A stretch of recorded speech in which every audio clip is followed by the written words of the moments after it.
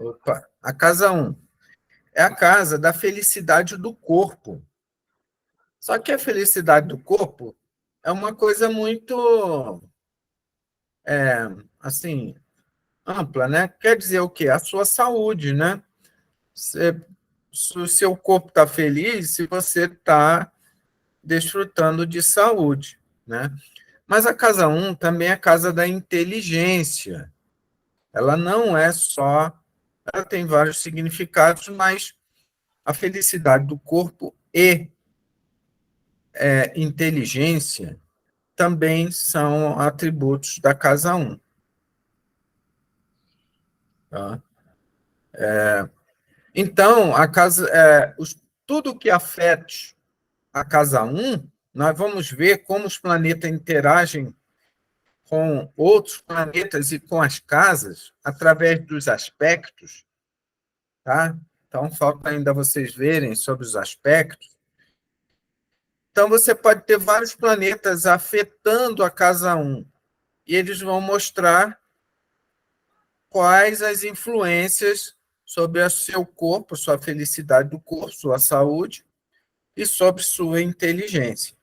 Tá? A casa 2 é a casa das finanças do nativo. Veja que cada casa também tem uma analogia, por simbolismo, com o signo. Né? A primeira casa com analogia com o signo de Áries.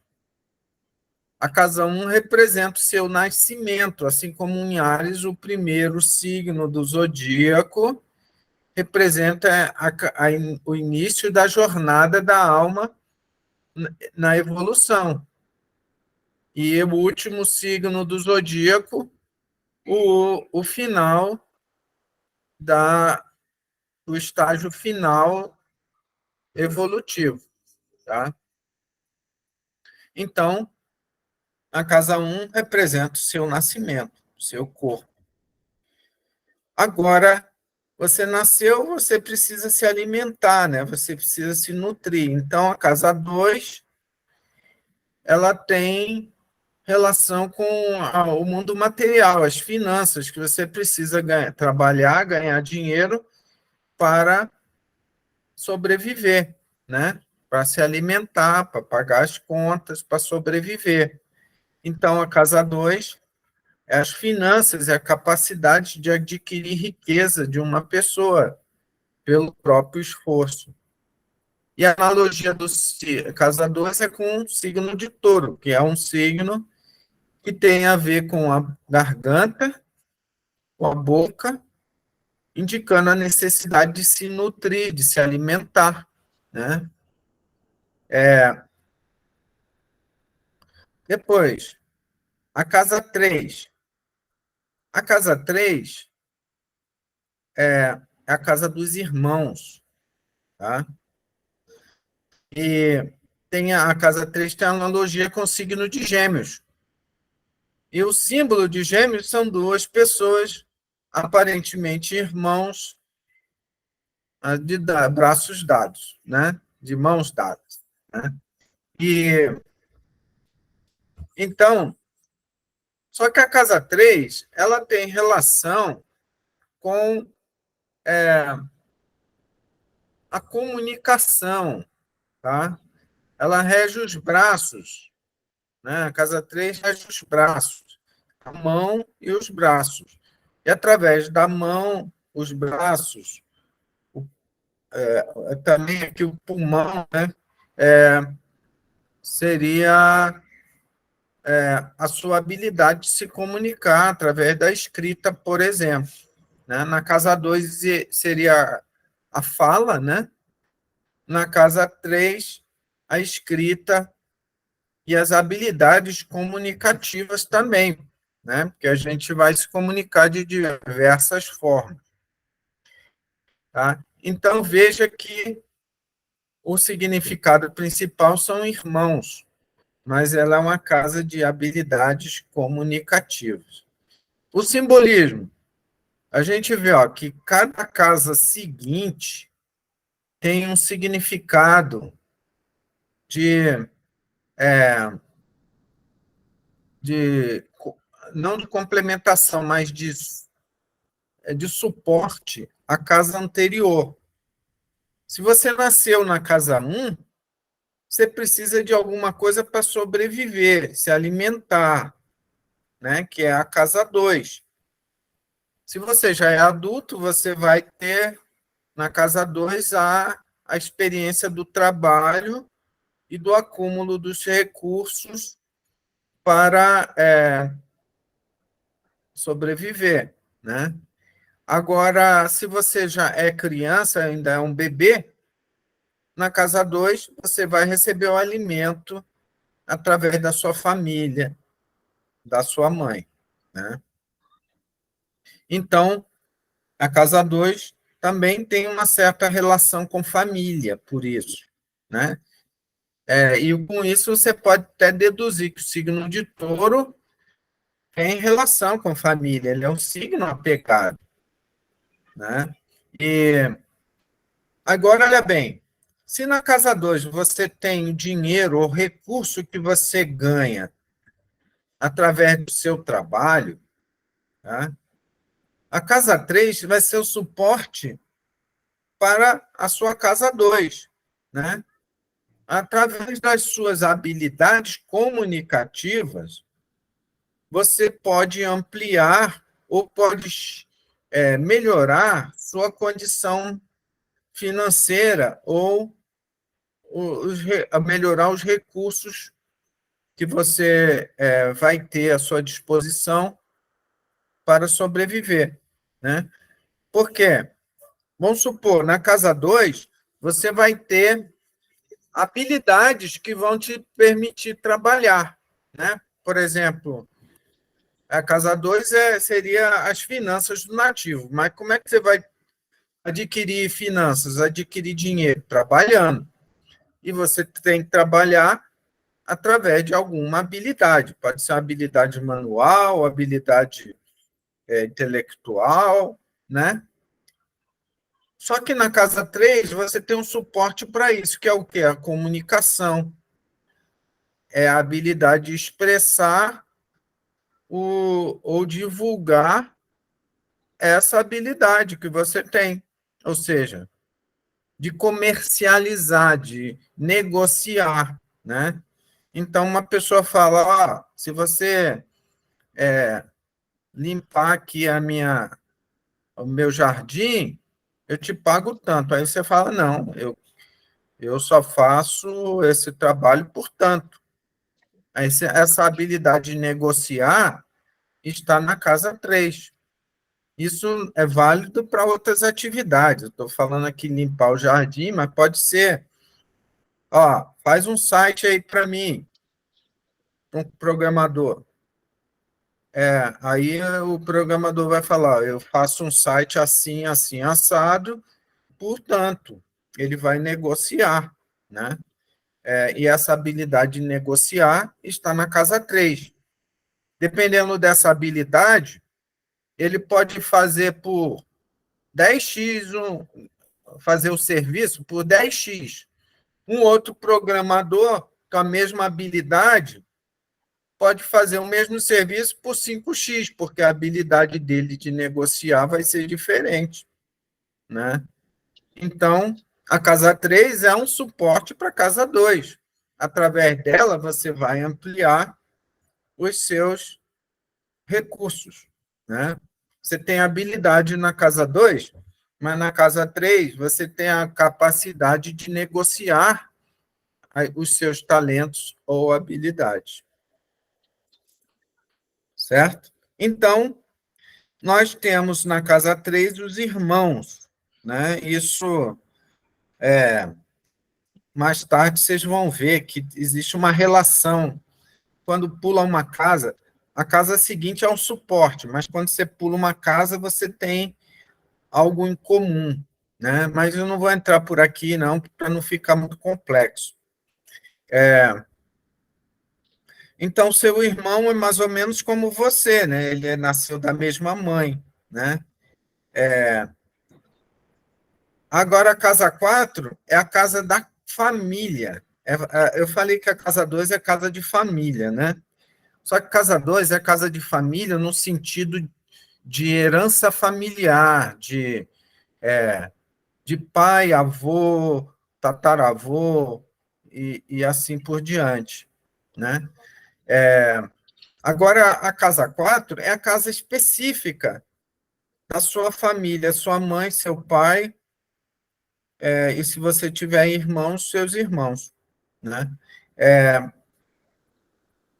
Então, a casa 4 é a casa da residência também. Ela aqui está como mãe, é o significado principal, é a mãe, mas a casa 4 é a casa da residência, principalmente a residência dos primeiros anos de vida, os primeiros 10 a 12 ou um pouquinho mais anos de vida, tá? Então, a casa 4 tem analogia com o signo de Câncer. E Câncer é um signo voltado para o passado, para a família, para o pai, para a mãe. Então,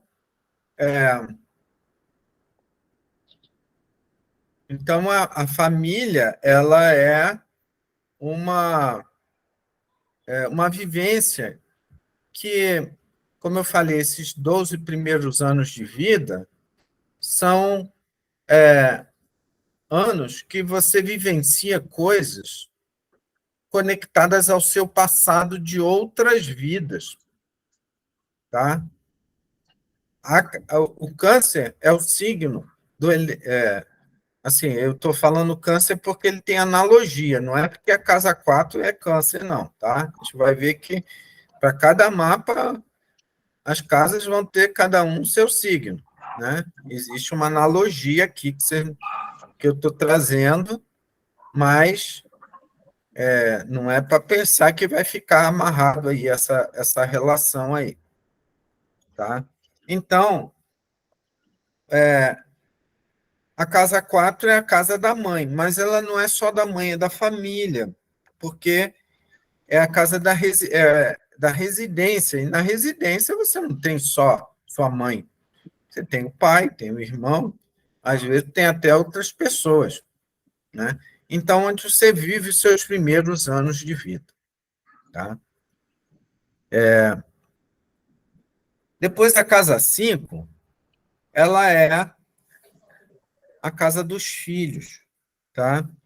E aí, vou trazer aqui para vocês que as casas elas têm algumas relações, né? Uma das relações muito forte entre as casas é a relação de triangulação. E as casas 1, que representa você, seu nascimento, 5 e 9 formam uma triangulação dentro dos 12 signos. 1, 5 e 9, se você fizer um risco de uma reta da casa 1 para 5, da 5 para 9, da 9 para 1, vai formar um triângulo perfeito. Tá? Então, e aí essa triangulação tem a ver com o quê? A casa 1 é você, que é o presente. A casa 9 é o pai. Vocês vão ver aqui, ó, na casa 9 é o pai, é o seu passado. Da onde você vem? Você vem a origem do seu pai. E a casa 5 são seus filhos, ou seja, as pessoas que vão levar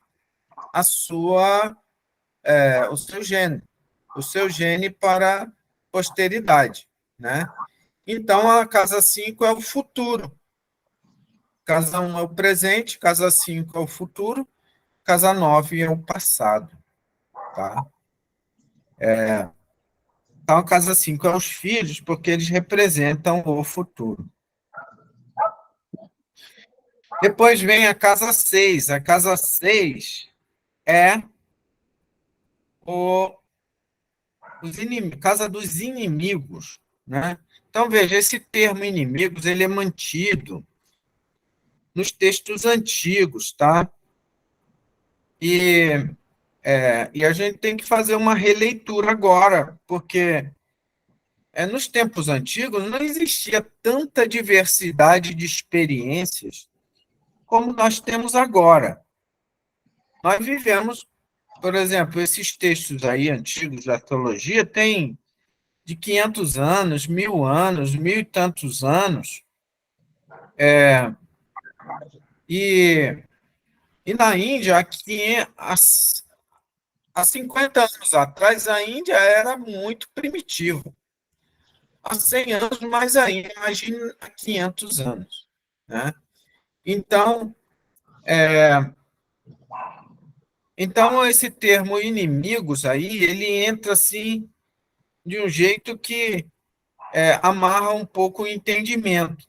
Mas você vai ter que expandir a ideia de inimigos para tudo que causa um obstáculo para você. Né? Por exemplo, se você ficar ruim de saúde, você está com um problema, você está com um inimigo, enfrentando um inimigo. Você não vai conseguir trabalhar, doente, você não consegue trabalhar, você não consegue se relacionar bem. Várias coisas vão estar dificultadas devido a você ter um problema de saúde. Se você tem uma dívida e você tem que pagar, isso é um outro problema, é um inimigo também. Então, a casa 6, ela tem a ver com tudo que causa um obstáculo para você estar feliz, né? Você está em guerra, te coloca em guerra contra um problema, né? Pode ser uma pessoa, mas pode ser coisas que estão trazendo problemas para você, tá? Então, a casa de inimigos não é só inimigo, pessoa que está querendo lutar contra você. Embora a casa 6 também represente essa questão de enfrentamento contra outras pessoas. Tá? Aí, olha bem, aí vai entrar uma outra relação das casas. Eu falei que a casa 1, 5 e 9, elas são casas conectadas com o tempo, né? Todas elas, essas três casas, 1, 5 e 9, têm relação contigo. E a gente vai ver melhor nos significados secundários. Né?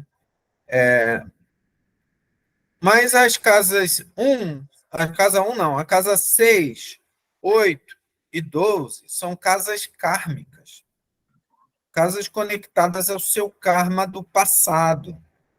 Então, por que você tem inimigos? Por que você tem uma imunidade alta ou baixa? Tem a ver com a casa 6, 8 e 12, são as casas kármicas. Né?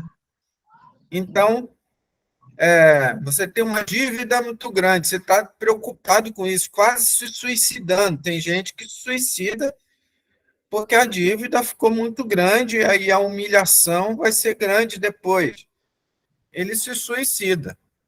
Né? Por que você está sendo levado ao suicídio por conta de uma dívida, por conta de uma coisa, de um problema? Né?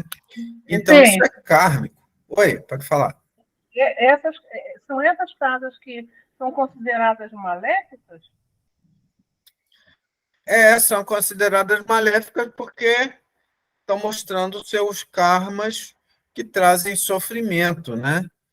Nós temos, todas as casas têm a ver com karma. Só que, assim, algumas coisas são, por exemplo, você pode ter na casa 5 tem a ver com filhos. Você pode ter problema com filhos, mas a casa 5 não é especificamente uma casa para se ter problemas, né? Ela é só uma casa de filhos. Se, dependendo das configurações adicionais, que vão ser negativas ou positivas, você pode ter problemas com filhos ou não, né? Já vi gente ter problema com os filhos, né? Mas a casa em si não é indicadora de karma assim, pesado, né?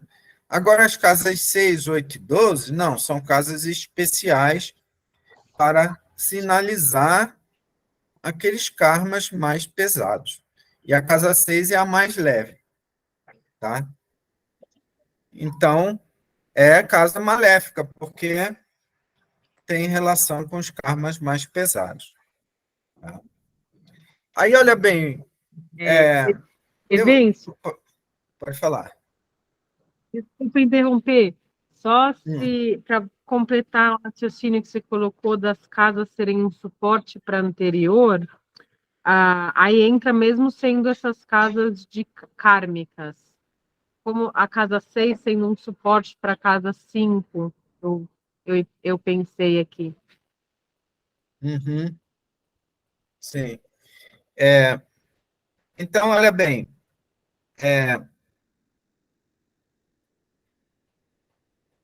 eu estou trazendo aqui para vocês essa outra relação, né, que eu falei do passado, depois da casa 6, 8 e 12, né? E a gente vai falar sobre isso melhor mais na frente, tá? Agora, a casa 6, você faz analogia na casa 6 ao signo de Virgem, né? Lembra que cada casa tem analogia ao signo da mesma ordem, né? Então, o primeiro signo tem analogia com Áries, a casa 2 tem analogia com Touro, e a a casa 5 ela tem outros significados que a gente vai ver mais na frente. Agora estou falando sobre o principal, né? Mas vamos trazer a analogia do signo de Leão, né? Leão é um signo que representa o quê? Um rei, né? Um governante, né? Alguém que tem poder, influência, né? Certo? Então, agora no signo de Virgem, o que a gente tem no signo de Virgem?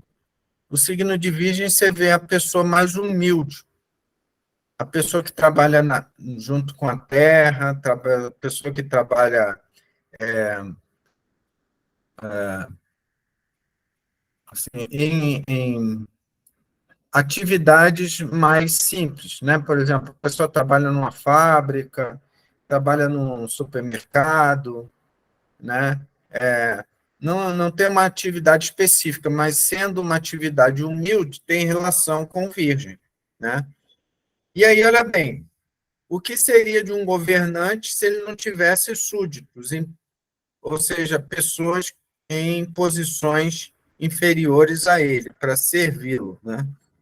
Então, a casa 6 é a casa dos empregados, né? Também de uma pessoa que tem atividade humilde, né? Ela está numa mansão, por exemplo, tem vários empregados na mansão, o dono da mansão seria como governante, mas imagine esse cara, essa pessoa, homem ou mulher, nessa mansão de não sei quantos quartos, uma cozinha do tamanho de uma casa, como essa pessoa ficaria ali sozinho? Como é que nem iria limpar a casa porque é tão grande, é só uma pessoa, né?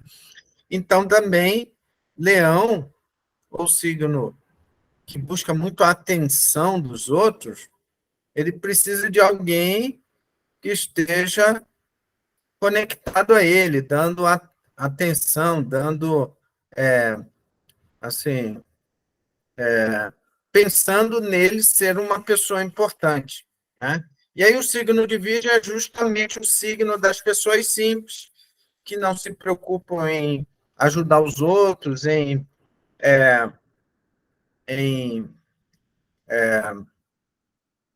colaborar com o projeto dos outros, né? Porque se você tem uma mansão, você é rico, é claro, né? Tem uma mansão, você precisa de empregado. A pessoa humilde pensa, não, me chama aí que eu vou trabalhar lá na sua mansão, não tem problema nenhum, né? Então, o signo de Virgem, ele tem a ver com essa humildade e simplicidade. Agora, em termos de casa 6, é a casa do trabalho também. É que eu não queria misturar muitos significados secundários, né? Queria falar um pouco só dos principais, tá? Mas a casa 6 é a casa do trabalho subordinado, aquele que você vai prestar para alguém, né? Se você vai trabalhar numa empresa, alguém é dono da empresa e você vai fazer o trabalho para ela. E a casa 6 é isso, né? Então, a casa 6 é do trabalho subordinado. Ele está dando amparo à casa 5, que é o, assim, o significado principal é filhos, só que a casa 5 é a casa de poder também, tem outros significados, tá? Então, é por isso que eu saltei essa coisa dos significados, para não ficar prolongando demais para explicar, tá? E aí eu trouxe aqui o significado que a casa 6 é uma casa kármica, né? Mesmo porque se você está tendo muito problema na vida, seja ele financeiro, de saúde, afetivo, que está relacionado com a casa 6, isso tem a ver com o karma, né? O karma que está atuando para você ter aquela experiência, aprender alguma coisa, se prevenir, por exemplo, se você tem um certo problema, vamos supor, um problema de fígado, você vai ter o seu remédio do fígado para tomar regularmente. Se é um problema do coração, você vai ter o remédio do coração para tomar regularmente, para não ter um sofrimento adicional devido à falta de medicamento, né?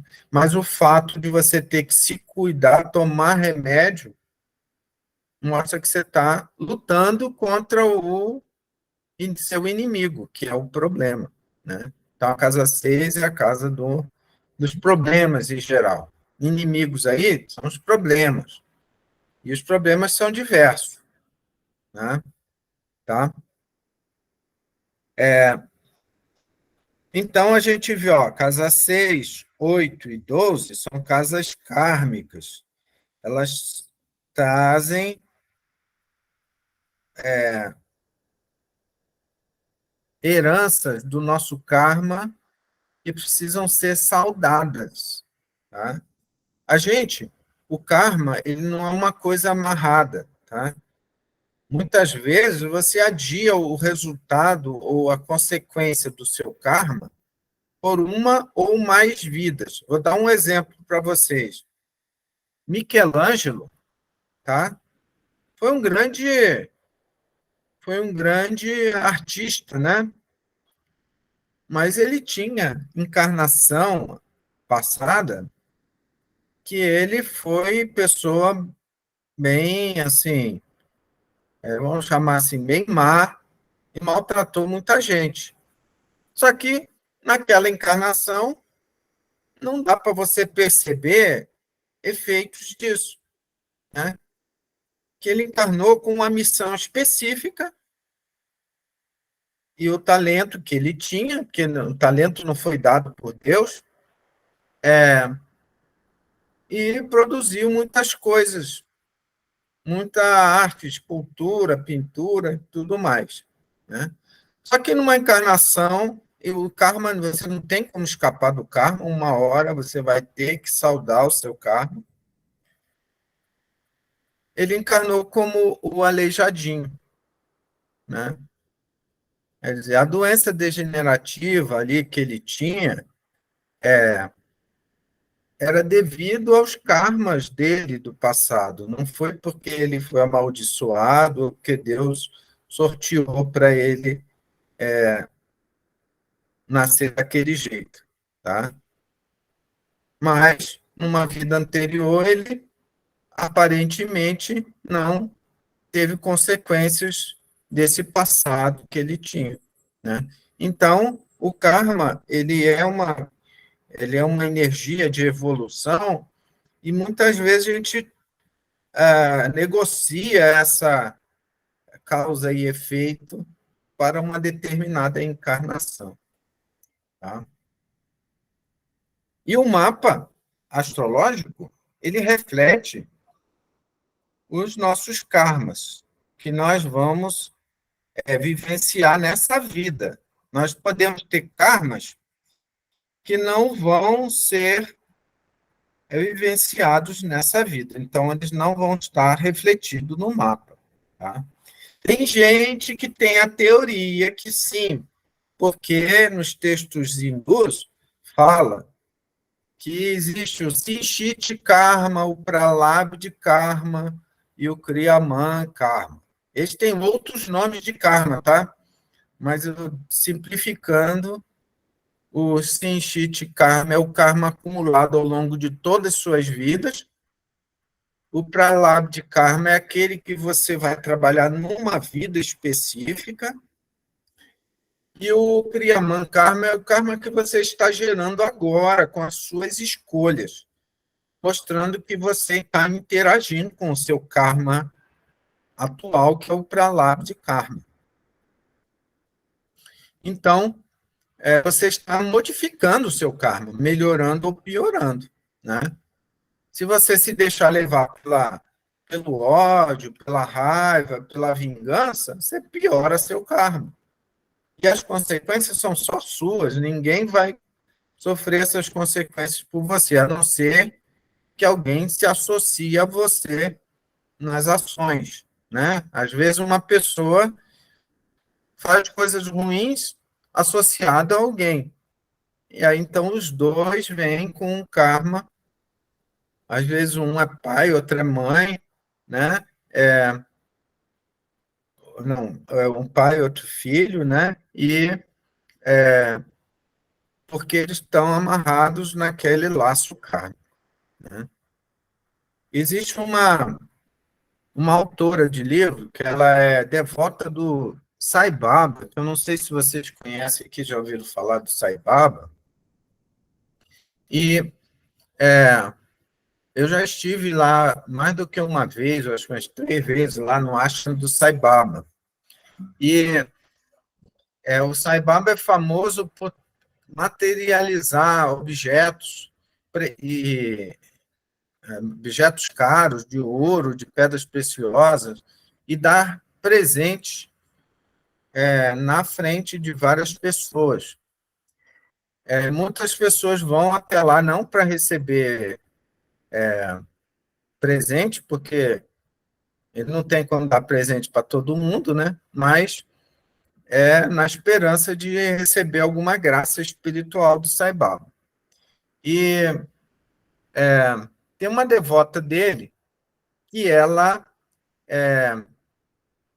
ficava muito tempo, muitos meses, até lá na Índia, no ashram dele, né? E ele tem o hábito de todo dia, tinha o hábito, né, de todo dia passear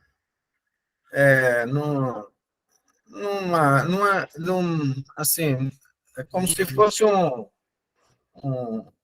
local, né, um local especial para todo mundo ficar ali sentado, segurança coberto, né? E aí todo mundo está cantando e ele passeia por ali e vai materializando uma cinza que é chamada de vibhuti. E essa cinza ela tem propriedades curativas, várias propriedades. E aí então ela percebeu, né? Ela todo dia ali sentada, né? Ela via que tinha uma senhora com um filho assim em cadeira de roda.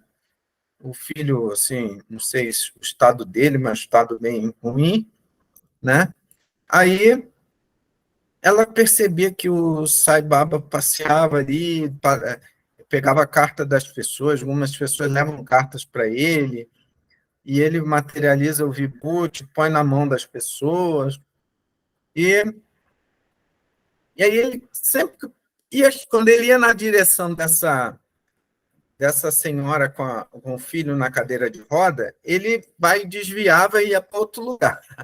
E ela ficava assim, torcendo para ele passar pela senhora do filho, né, da cadeira de roda, e poder fazer alguma coisa por eles, né, mesmo que não fosse curar, mas dar uma benção, alguma coisa assim. E, e ela ficava assim, na expectativa, mas sempre, todos os dias, ela estava lá, ela viu a senhora lá, mas ele sempre passava longe desses dois, né, da mãe e do filho. E aí várias pessoas que são devotos do Sai Baba se comunicam com o Sai Baba pela projeção astral, né? Ele facilita as pessoas a terem essa experiência, principalmente quem é devoto dele, tá? Já vi essa experiência de várias pessoas, tá? Então, aí ela teve uma saída do corpo que ela viu o Sai Baba, falou com ele e perguntou por que ele não passava perto daquela senhora, né? Aí o Sai Baba mostrou para ela que, numa encarnação passada, aquele garoto era um juiz e ele assinava vários documentos que condenavam pessoas inocentes, levavam pessoas a sofrimento desnecessário, porque ele recebia dinheiro por fora. E a senhora, que era agora a mãe dele, no passado era assistente dele, né? Ou seja, ajudava ele, era colaboradora dele, né? Então, os dois estavam ali cumprindo um karma, pagando uma conta, uma dívida espiritual, né? E aí ele mostrou isso para ela.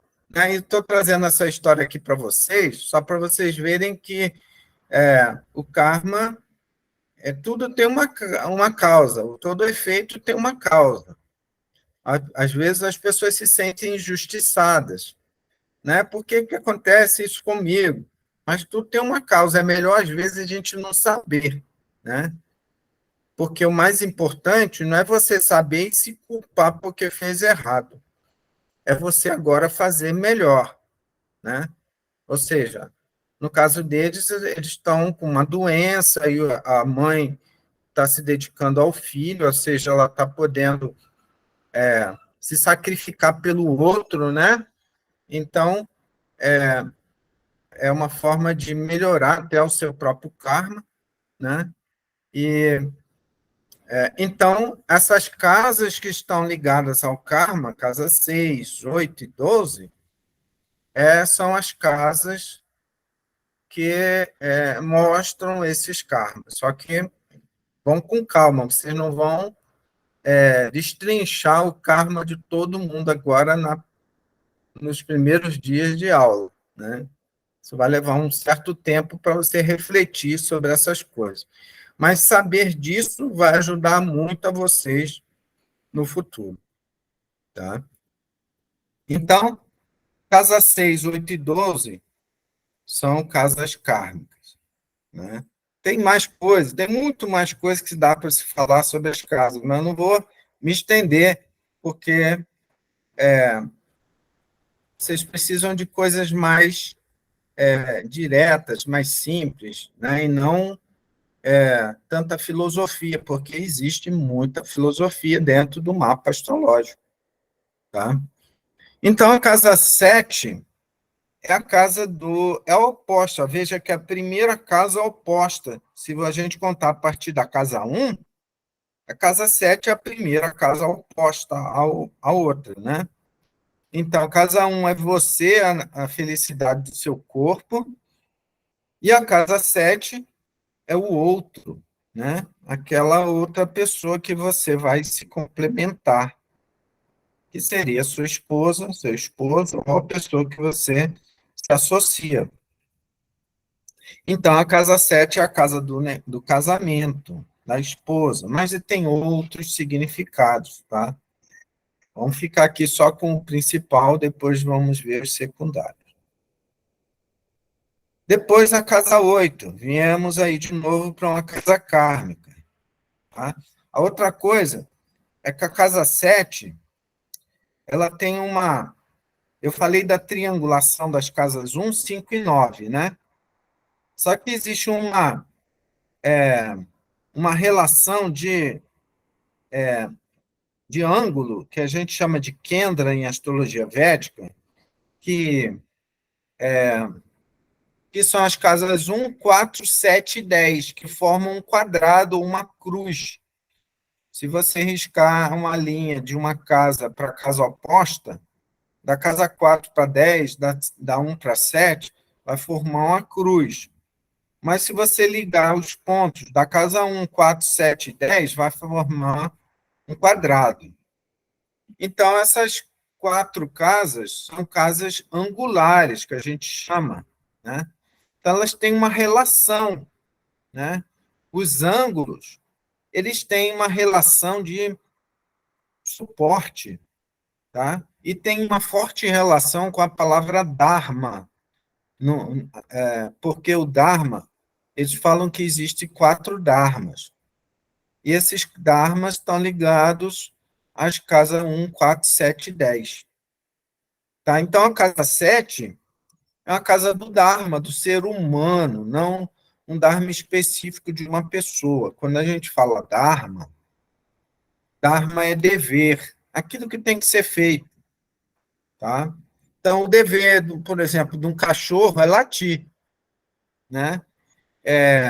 O dever do ser humano é se multiplicar para propagar a humanidade. Né? A humanidade não pode se extinguir como ser humano, mas é claro, isso não quer dizer que todo ser humano vai ter que se multiplicar. Mas, de forma geral, o ser humano ele tem o Dharma de manter a sua espécie no planeta. Né? E o casamento é um Dharma, porque essa seria pela via mais equilibrada. Né? Você pode ter o filho de várias formas, mas pela via do casamento, da família, do trabalho, esse é o modelo mais saudável, vamos chamar assim. Né? Então, a casa 7 é a casa oposta, a casa 1, que é você, a casa 7 é o outro. Né? E aí, depois da casa 7, vem a casa 8, que novamente é uma casa kármica de sofrimento. A gente vai ver daqui a pouco que a gente chama essas casas 6, 8 e 12 de casas de sofrimento. E a casa 8 é a casa da longevidade e da morte. A morte e a longevidade estão interligadas, né? Longevidade é ter vida longa, mas vida longa não indica que a pessoa não vai morrer, né? Ela tem que ter um fim, senão a vida é eterna, né? Então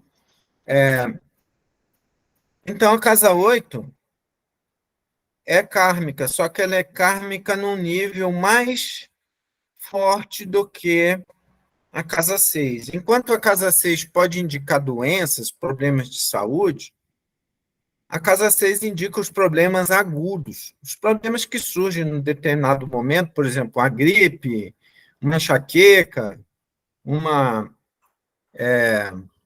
dor no fígado, você toma um remédio, fica bom e segue em frente. Né? Só que a casa 8 já indica os problemas mais graves, né? Problemas de saúde mais graves, problemas que ameaçam a sua vida, por exemplo. Né? Pode ser também problemas de dívidas, né? Mas coisas mais graves também. Tá? Então, por enquanto, vamos ficar com apenas esses significados, depois vamos estender mais. Depois vem a casa 9, que eu falei, que fazia triangulação com a casa 1, 5 e 5, sendo que a casa 9 seria o passado, o pai, né? Tá? Então, veja, casa 9 é o pai. E, tecnicamente, nós viemos através do pai. É claro que viemos do pai e da mãe, né? Não viemos só do pai, né? Mas a gente assim, tem que entender, né, que nesse período curto histórico de 2.000 anos, 3.000 anos, 4.000 anos ou mais, até agora, né, em grandes nações, em vários lugares, como a Índia, a ideia dessa assim, geração, ela está vindo através do pai, é um conceito patriarcal, né? Mas nós não estamos aqui para ficar militando ideais na astrologia, isso aí é um conceito. E, então, ela representa o pai e é o nosso passado, né? Existe toda uma técnica para a gente extrair outros significados das casas, tá? Que seria como você pegar, assim como a gente olha que a casa 9 é a casa 2 da casa 8, a casa 9 é a casa 3 da casa 7, é a casa 4 da casa 6, é a casa 5 da casa 5. Existe um monte de combinações. Eu tenho no meu site, tá lá no canal Evêncio Mendes, tem alguns vídeos falando de todas essas relações, tá? Só que é uma coisa assim que eu diria, é melhor vocês assistirem daqui a um tempo, porque vai exigir que vocês já tenham o significado das casas bem estabelecidos na mente de vocês, tá? Então, a casa 4, a 9 é a casa do pai. Depois a gente vê outros significados. A casa 10 é a casa da profissão, da carreira profissional, tá? Na Índia, ele chama a casa 10 a casa do karma. Isso porque a palavra karma, assim como várias palavras na filosofia hindu, tem significados bem diferentes do que aqueles significados praticados por nós aqui no Ocidente. Nós, aqui no Ocidente, devido à nossa tendência a distorcer, a mudar as coisas, né? Distorcemos o significado de certas coisas, como a palavra dharma, a palavra karma, a palavra tantra. Está tudo distorcido aqui no Ocidente. Quando se fala tantra, todo mundo pensa em sexo, né? Aí vem massagem tântrica, não sei o que, tântrica, tudo ligado a sexo, mas não tem nada a ver com o Tantra. O Tantra não tem nada a ver com isso. Isso é coisa de tudo ligado a sexo na Índia. Tá? A palavra Tantra tem vários significados na Índia e em nenhum lugar é sobre sexo. Mas, devido a alguns autores e a nossa tendência aqui no Ocidente a distorcer e entender tudo diferente, aqui todo mundo fala em Tantra, tem a ver com sexo. Da mesma forma, a palavra karma. A palavra karma significa ação. Tá?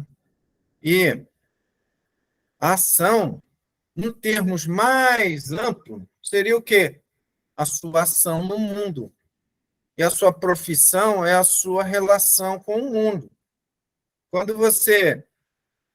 Se você é um professor, uma professora, a sua profissão, a sua carreira, o que você está fazendo? Você está dando sua contribuição para o mundo. Todo mundo tem que dar a sua contribuição. Não importa se é um jardineiro, um servente, um lixeiro, ou um advogado, ou um professor, cada um está dando sua contribuição para o mundo.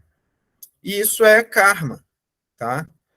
Na Índia, se fala que uma pessoa que é trabalhadora, que ele é karma yogi, ou seja, a palavra karma yogi vai significar o quê? Uma pessoa que é dedicada à ação, ao trabalho.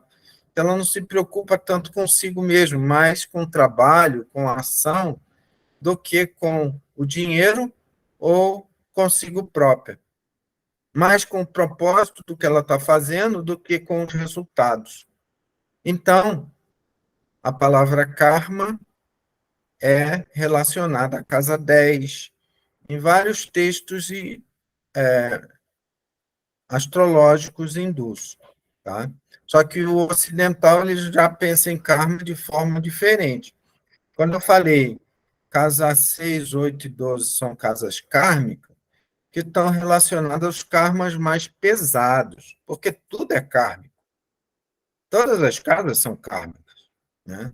Mas essas casas 6, 8 e 12 estão concentrando os karmas, dívidas kármicas mais pesadas. Umas pessoas têm karmas mais pesados que outros, em alguns setores ou em vários setores, né? Então,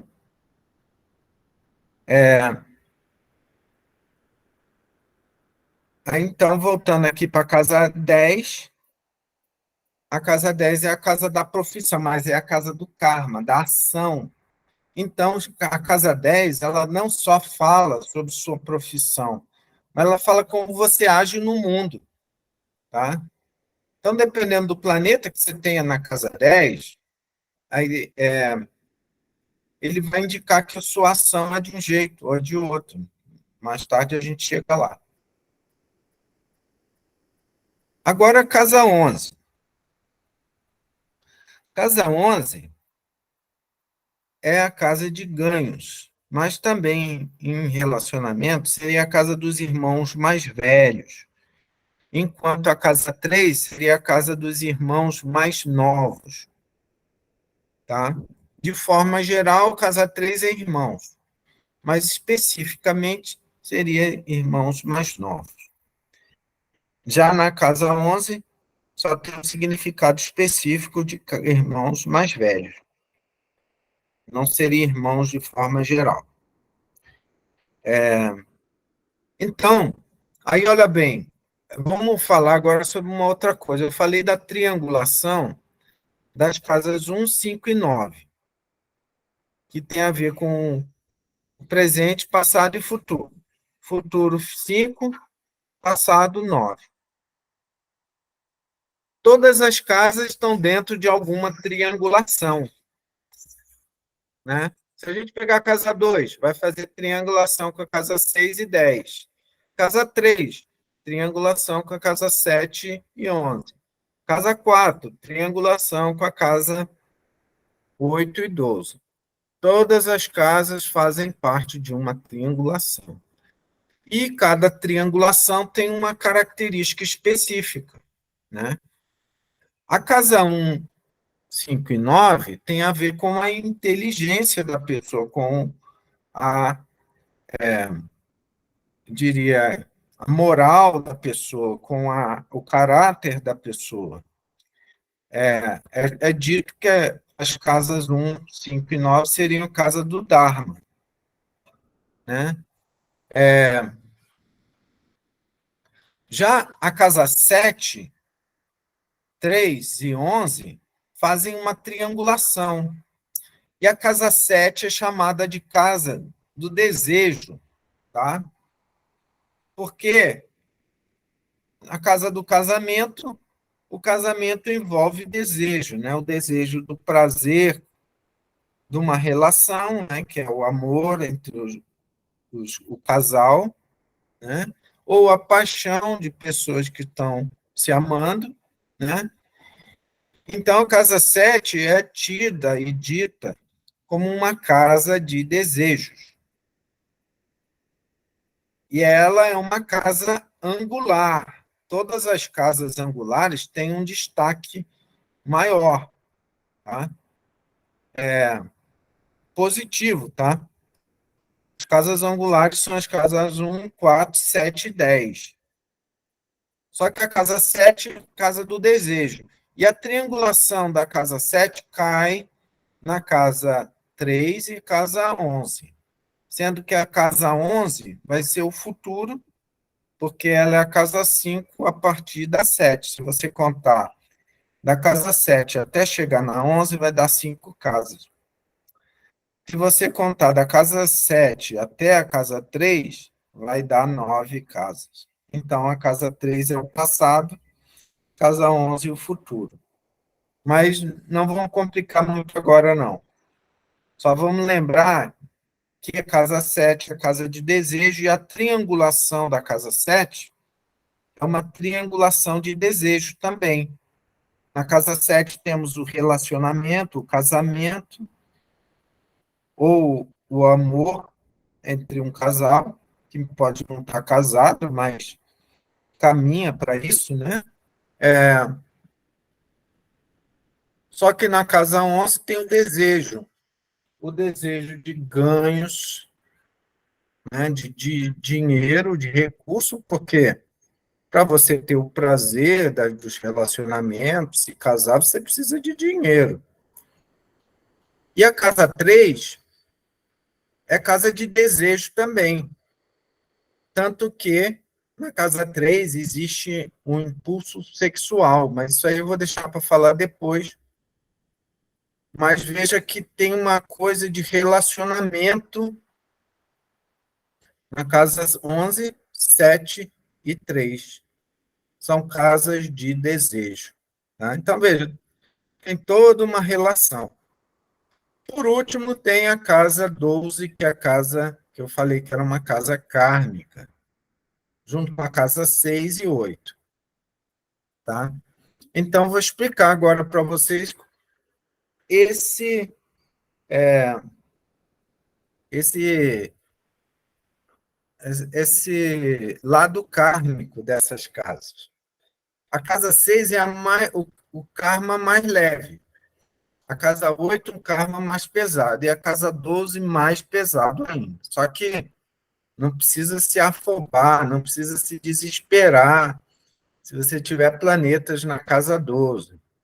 Você pode ter um karma pesado, mas também para tudo tem uma solução.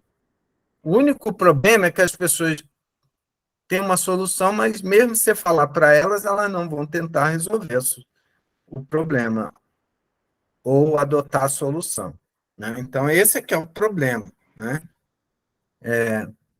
Mesmo na casa 12, que é a casa mais kármica, vamos chamar assim,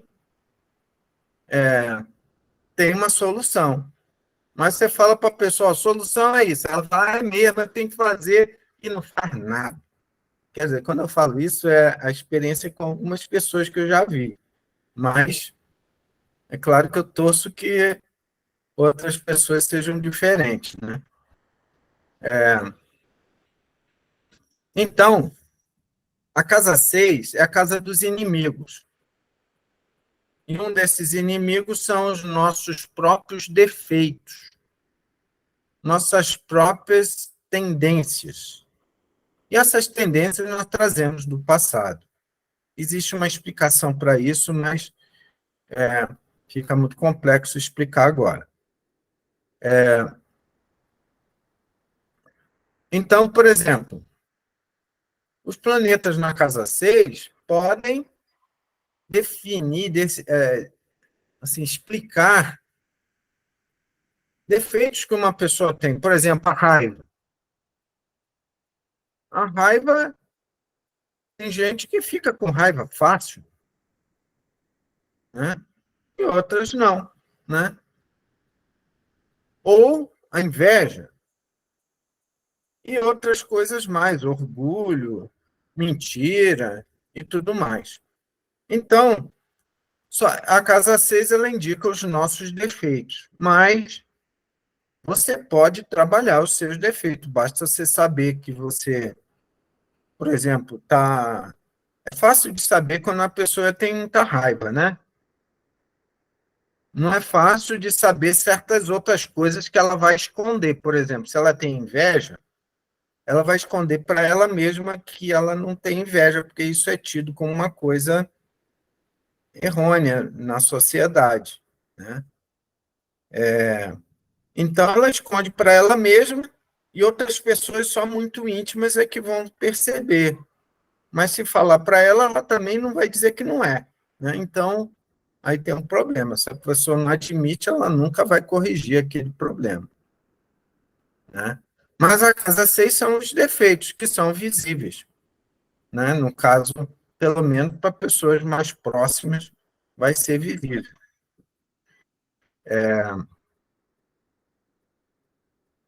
Já a casa, olha bem, imagina que você tem um defeito numa encarnação, alguns defeitos, tá? Inveja, raiva, orgulho. Ah. Só que naquela encarnação você não quis trabalhar nada disso. Teve oportunidade, mas não quis trabalhar nada disso. Certo? Aí, numa encarnação seguinte, essa raiva, orgulho, inveja, elas vão vir para você já se manifestando em defeitos em órgãos do seu corpo, que pode ser um problema nos rins, pode ser um problema no coração, tá? Aquilo que não foi trabalhado na casa 6 do passado,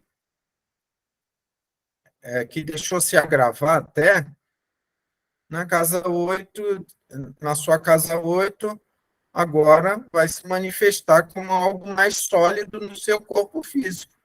Por isso que a casa 8 é ligada à longevidade, coisas que vão abalar a sua existência no planeta. Não quer dizer que você, todo mundo, ter um planeta na casa 8 quer dizer que você vai morrer cedo, não. Mas você pode ter alguns problemas. Tá? Então, a casa 8 está mostrando uma gravidade maior do seu karma. Só que você pode ainda, tendo planetas na casa 8 que te trazem algum sofrimento, não mudar certas coisas e os seus problemas, os seus defeitos irem para um nível maior, mais pesado, que é a casa 12, né? Casa 12 é a casa da espiritualidade maior, só que ao mesmo tempo dos karmas maiores também. Então, você tem um compromisso sério de mudar algumas coisas numa vida quando o planeta está na casa 12. Só que você fala para as pessoas, eu como astrólogo falo para as pessoas, eu vejo que entra por um ouvido e sai pelo outro. Porque as pessoas querem as coisas prontas, elas não querem se esforçar para nada. E se esse esforço depender de você sair da sua casa e fazer alguma coisa por alguém fora da sua casa, é um trabalho muito grande. Então, aí a casa 12, aquilo que não é trabalhado, vai trazer consequências graves. Tá? Só que, novamente, não se apavorem, né? Pensem que, se vocês forem estudando astrologia gradativamente, sem querer dar salto, sem querer aprender mais do que é capaz, porque você precisa ter o conhecimento básico, né? Se o conhecimento básico não foi formado, você tira uma conclusão precipitada. Vou dar um exemplo, já falei aqui para um colega que está na aula, um exemplo. Um astrólogo por aí, quando uma menina que veio me procurar para fazer mapa, ela falou do mapa para ele, aí o cara falou, você vai ser infeliz no casamento. Assim, falou assim, de forma até de grosseira, né? Então, a gente vê o cara é astrólogo, mas é uma pessoa super imatura até para se relacionar e transmitir uma informação astrológica para outras pessoas. A pessoa ficou muito impressionada, né? Porque, obviamente, uma menina jovem, obviamente que ela espera ter um casamento, um relacionamento, e já fala uma coisa assim tão dura, né?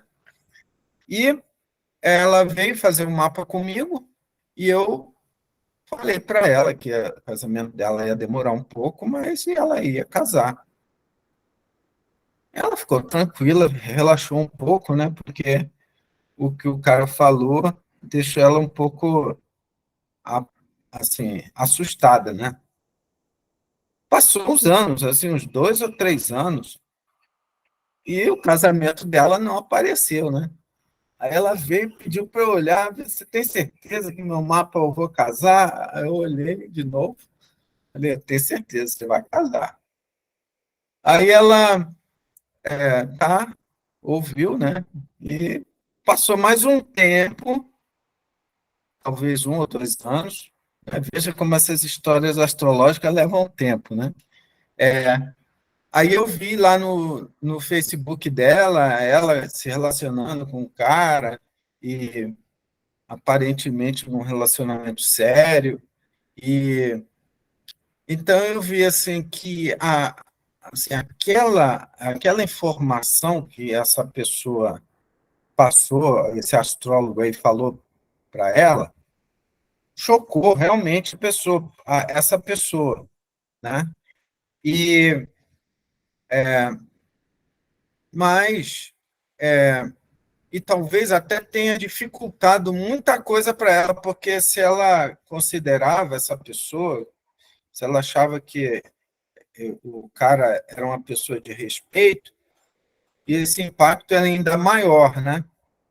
Então, isso pode prejudicar ainda mais, porque ela pode ficar fechada, para a vida amorosa em função de uma informação dessa, né? E eu posso dizer para vocês que a atitude que uma pessoa tem modifica o curso dos acontecimentos que estão programados para ela. Você pode ter um curso de acontecimentos que vai trazer sucesso numa certa coisa, mas uma atitude que a pessoa tenha devido à formação de cultura familiar ou de influência de amigos, influência de pessoas à sua volta, ou que ela aprendeu ser verdade, altera esse curso de eventos. Isso eu tenho, depois de muito tempo observando, eu tenho certeza absoluta. Então, em vários casos em que uma pessoa, às vezes, já tem uma idade avançada, mas pode ter um relacionamento, mas ela não tem nenhum esforço, até perder o interesse por um relacionamento, isso já é o suficiente para cortar todas as possibilidades. O astrológico indica algo, mas o astrológico, o planeta não vem, não pega a pessoa na mão e leva na outra para ela se casar. A pessoa vai ter que fazer o esforço mínimo necessário, né?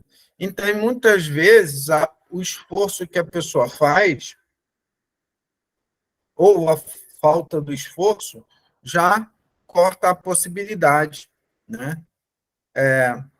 O esforço que ela faz contra, ou não, o esforço nenhum que ela faz, né?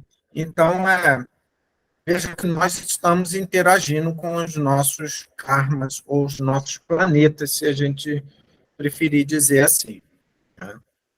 Então, uma pessoa encarna com determinados karmas na casa 12, mas também ela vem a possibilidade de saldar esse karma. O único problema é que nós vivemos numa cultura de tanto egoísmo que para a pessoa sair de si mesma e fazer, às vezes, alguma coisa por outras pessoas, isso seria uma mudança de filosofia de vida completa, né? Seria como se ela tivesse que mudar de ser uma pessoa normal para ser uma pessoa religiosa, que é uma coisa que ela discrimina, tá? Entende? Porque os religiosos têm esse hábito, né, de, vamos fazer comida para os pobres, vamos levar agasalho, vamos fazer alguma coisa. Os religiosos se juntam e fazem, né? E, às vezes, eles até incentivam uma pessoa que está tímida para tomar iniciativa e ir junto e ajudar a fazer alguma coisa também, né? Então, só que, às vezes, a pessoa tem discriminação. Esse povo religioso é meio tapado, meio isso, meio aquilo, não quero saber deles. Ela está perdendo a oportunidade de mudar alguma coisa na casa 12 dela. Tá? Então, eu assim, posso dizer para vocês, por exemplo, que uma pessoa pode ter um karma pesado na casa 8, mas se ela estivesse dedicando à ajuda dos próximos, mesmo que seja pelo trabalho, ganhando dinheiro, por exemplo, num trabalho de cura, em que ela dá, dá assistência e recebe pelo serviço dela, ela, embora ganhe com isso, ela, nessa atividade profissional, ela está saudando o karma dela. Tá? Então, tem várias coisas que a gente pode extrair desses significados de planetas em casas e dessas explicações que eu dei aqui das casas para vocês. Mas agora a gente vai ficar por aqui nas casas principais, tá? Se vocês puderem dar uma lida nos significados secundários de cada casa, a gente vai avançar um pouco mais na próxima aula. Eu não vou me estender mais aqui, porque já foi uma introdução boa para as casas. A gente continua na próxima aula. Se vocês quiserem perguntar alguma coisa, fiquem à vontade. Evêncio, onde é que estão os significados secundários das casas? Estão aqui, ó, no próximo slide. Você não pegou os slides, não? Tá, porque, desculpa, eu cheguei agora. Eu cheguei de meia hora. Tá. Uhum. Tá bom, Só obrigada. que nós ainda vamos entrar neles, mas se vocês quiserem já ir dando uma lida... Mas você mandou no grupo? Está no grupo. Então tá, obrigada. Então, aí eu vou encerrar por aqui. Alguém quer perguntar alguma coisa, Matheus? Sim, eu queria perguntar o que você falou dos tricones. 1, 5 e 9 são casas do Dharma. A 2, 7 e 11 é casa do desejo, é isso ou é 3, 7 e 11? 3, 7 e 11. 3, 7 e 11. É 3, claro. 3, porque são 2. E a... Então, a 2... Os outros tricones seria o 2, 6 e 10. Então, o 4, 8 e 12, né? Uhum. Tem também uma classificação como essa? Tem a 1, 5 e 9, a casa 1 representa você, né? Seu corpo e você. Sim. A casa 1. Só que as casas 9 e 5, que estão dentro da triangulação, estão conectadas a você também, a sua moral, a sua inteligência, sabe, conhecimento. Estão todas ligadas a você, essa triangulação. A triangulação da casa 7 estão todas conectadas ao desejo por conta do significado da casa 7. Né? Então, a casa 3 é o desejo de conhecimento, de fazer, de interagir, de comprar e vender. Veja que na casa 3 tem a habilidade comunicativa, né? De interagir com pessoas. Né? E a casa 11 é a casa dos amigos também. Então, tem a ver com relacionamento também. Né? Já a casa 10 é a casa da profissão. E aí a triangulação da casa 10, que é a casa 2, 6 e 10, é a triangulação do trabalho, né? Na casa 2 é o ganho pelo próprio esforço. Na casa 6 é o trabalho em cooperação com outros, o trabalho subordinado.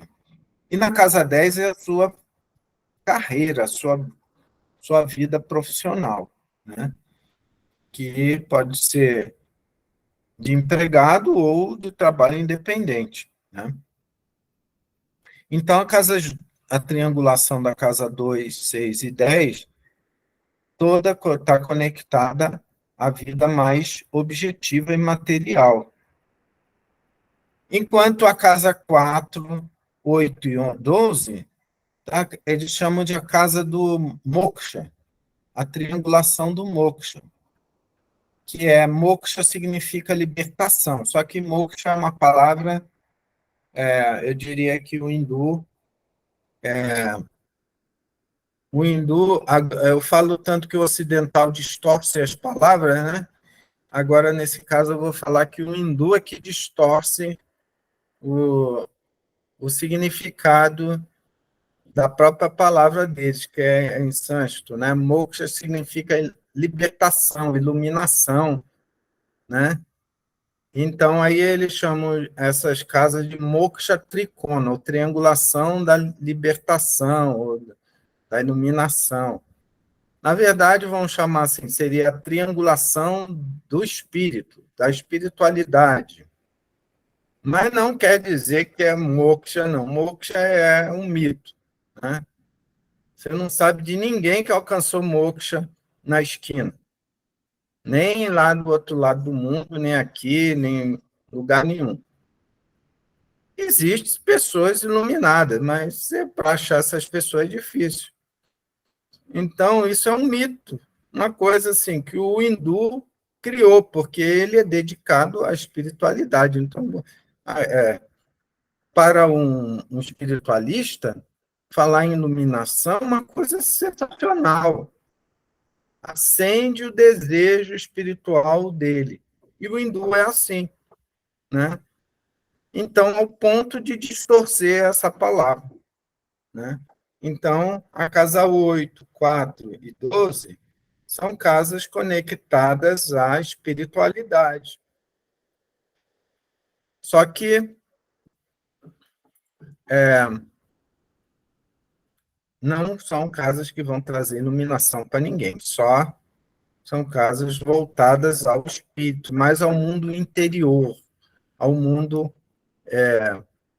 do contato mais com as dimensões que não são físicas, né? Esse é o mundo espiritual. Tá? Então, existe essa outra triangulação. Tem triangulação para todas as casas. Tá? Entendi. Obrigado, Bênção. Queria só fazer um comentário rápido, que eu estou fazendo uma coisa que eu para quem não me conhece, eu já estou fazendo aula com eles há um tempão. Né? Mas, assim, agora que eu estou aprendendo, vou dar aqui uma dica.